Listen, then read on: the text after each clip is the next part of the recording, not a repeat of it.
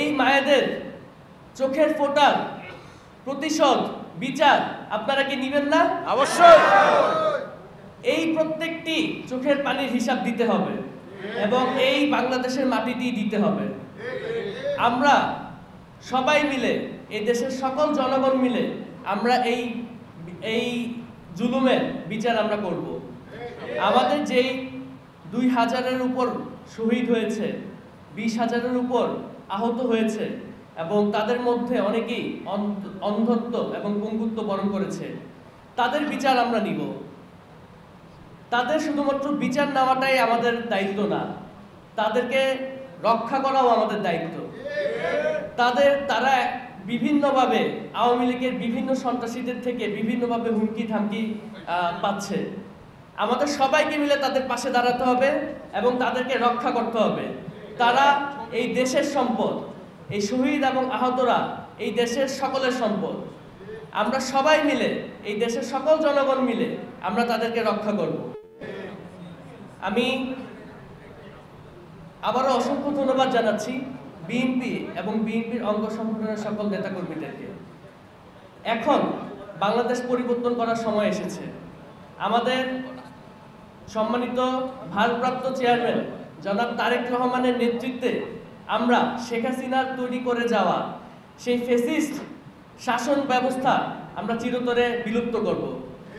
আমরা আমাদের নেতা জনাব তারেক রহমানের নেতৃত্বে এই দেশে তরুণদেরকে নেতৃত্বে নিয়ে আসব এবং তরুণদের মাধ্যমে এই দেশের ভবিষ্যৎ পরিবর্তন করব।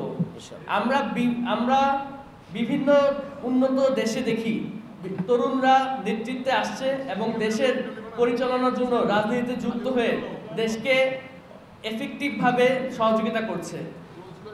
এই কাজটি আমাদের বাংলাদেশেও এখন শুরু হয়ে গিয়েছে জনাব তারেক রহমানের নেতৃত্বে।